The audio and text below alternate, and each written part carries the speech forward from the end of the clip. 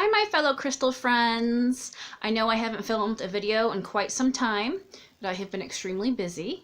But today I want to share with you some of my newest finds, or maybe a mini crystal haul. And I would like to start out with talking about one of the stones that I wanted to come across in the year 2019. And if you don't know what I'm talking about, I will have a video up here or here, wherever it pops up, about some crystals and rocks and minerals that I wanted to obtain in the next upcoming year. And one of those is Sanskrit Jasper, or Sanskrit stone. Some people also call this Arabic stone. And the reason why is I've got two of them here. Maybe this one might show it better. So this is a tower made of this jasper. And you can see all kinds of fun things going on in it. And the Sanskrit stone is a jasper that's made of sedimentary goodies, all kinds of things. And it comes across in mainly this orangey yellow color, probably from some iron in the silicates in there. All kinds of goodies that make up these pretty formations that looks like ancient writings. So here is a tower I purchased. Here's the other side of this guy.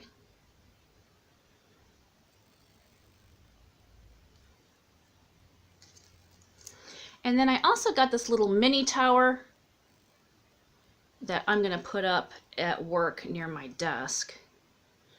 And let me get a better side. This one isn't quite as easy to see as that big one, but these have got, this one has smaller formations in it.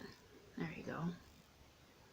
Yeah, so each stone is going to be very unique depending on what kind of sediment formed it many, many years ago. But it is said that Jasper stone and Sanskrit stone in particular is supposed to help you reveal prophecies from the ancients. So whatever that means to you, you're supposed to be able to connect and reveal prophecies from ancient peoples. I just think they're neat to look at. I mean, I could spend an hour just looking at neat things in here. So yeah, I just think this is really cool to put somewhere where you're going to look at it quite a bit. Like I said, I'm going to take this one to work and put it on my desk because I think it's pretty cool. And this is a good size here. It's only a couple inches tall. This is a good size to fit and not overpower my other crystals I have near my monitor at work. But yeah, I think this is pretty neat, and I'm excited to have came across this and was able to purchase it. All right, another recent find was this Amethyst Tower. As you can tell, I really like my towers, and towers seem to sell well on my Etsy channel. Look, this kind of matches my pictures behind me. But amethyst towers go really well, and a lot of people seem to like them. Let me get a close-up of this guy. There's just some really nice coloring in this. And of course, it's been cut and polished. This is not a natural point. This is all hand or man cut and polished. But it was a really nice piece. I got it for a good deal, and I am probably going to resell this on my Etsy channel. So if you're interested in something like this, I will leave my Etsy channel below and a 20% off coupon. But until I sell it, I'm going to enjoy it in my collection until it decides to find a new owner. Some other goodies that I got were actually gifts from my daughter-in-law, Marika. So if you're watching this, hello. And one of the things, I go over to her house because she is a jeweler. So she has lots of high-grade specimens in her collection, lots of jewelry, lots of gem quality things. And I was looking at some of the neat things she had, and she had some Cabinsite. Cavinsite. And it was just such a pretty peacock blue color that she got me a little piece of this. Now I'm going to insert a picture up here so you can see it a little better. But this is just a little guy here. But look how pretty blue that is. Cabinsite. And it would be something to get a very large specimen of this guy to be able to display it, because that is just a very intense blue color. Well, it's like a it's teal peacock blue, but it's just a natural color of nature. It's just something to know that nature can produce some of these really pretty, vibrant colors. So I am very happy to have this little guy. I'm probably going to put him on some kind of a glass or something that you can really see him. But yeah, thank you, and I will cherish this one. Okay, on to more goodies from Marika. She got me some raw Tanzanite. And I will insert a picture up here of a close-up of these guys.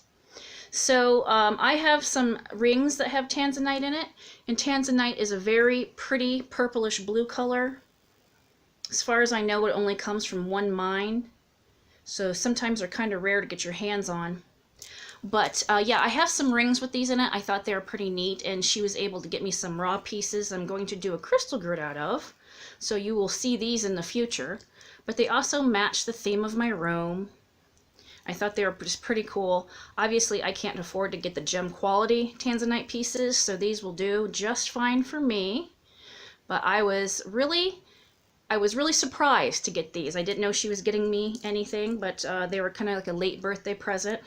So super stoked about these Tanzanite pieces. More Marika goodies. She came across a lot of garnets, and I think she really likes garnets. So she got me a larger garnet, and we all know garnets are really good for passion. But let me try to get these up here. Garnets come in all kinds of colors, and she is far more knowledgeable about the colors of garnets than I am. And each of these had a different name.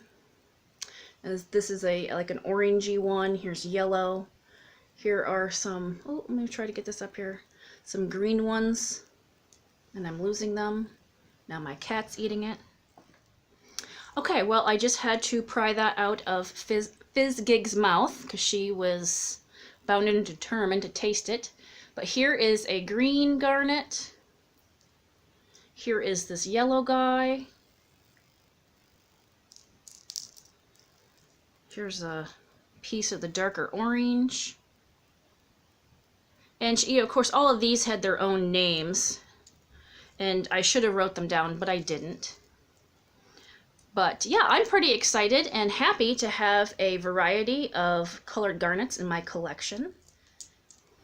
Last thing I got this month was some peach agate.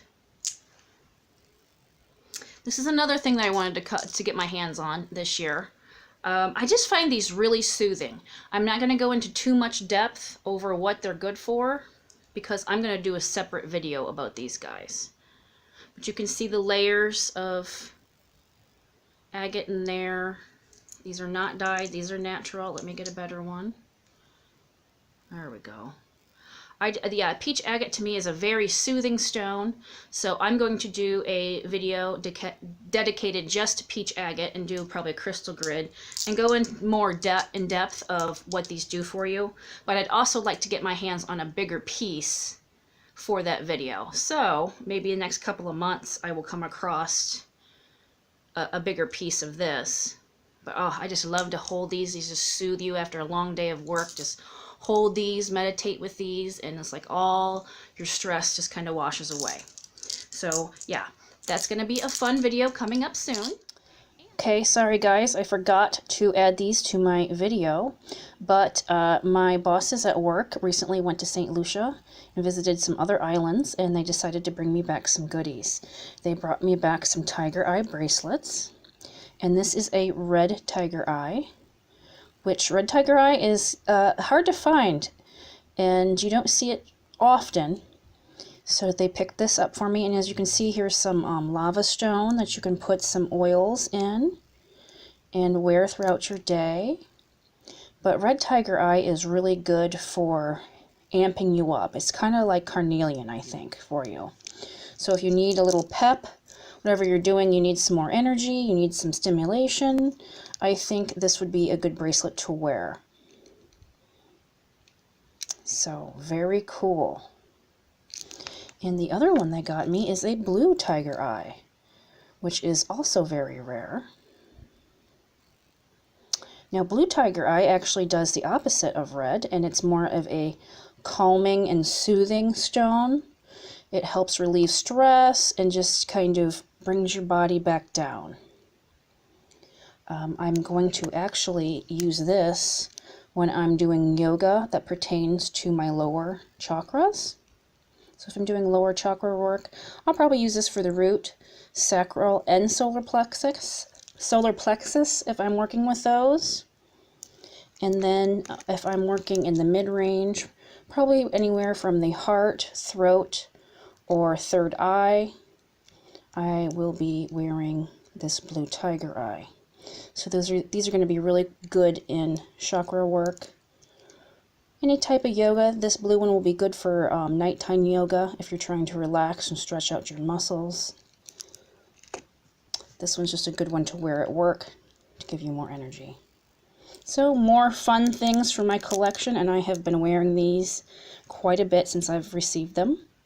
Thank you, Jen and Shane.